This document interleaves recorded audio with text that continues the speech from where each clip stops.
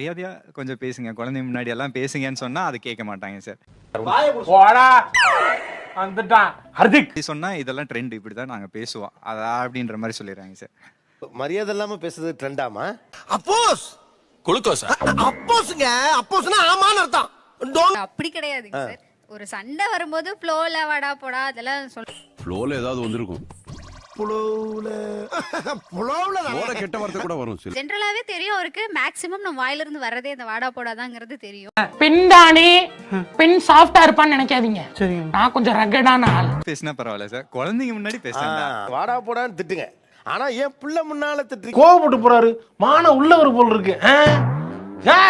குழந்தைங்க நம்ம கூடவே தான் இருக்காங்க. அவங்க இல்லாத நேரம் சண்டை போடணுங்கிறது கொஞ்சம் கஷ்டம். சோதிக்காதீங்க சோதிக்காதீங்க. இது ஆக்சுவலா குழந்தை முன்னாடி இல்ல. புரியுதுங்க சார். அண்ணன் புடிச்சிருவேன் இதெல்லாம் கரெக்டா. நோட் பண்ணுங்கப்பா பின்றாம்பா. வாடா போடான்னு உங்க மாமியார் முன்னால நீங்க பேசியிருக்கீங்க. உங்க மாமியார் வந்து அதுக்காக வருத்தப்பட்டிருப்பாங்க.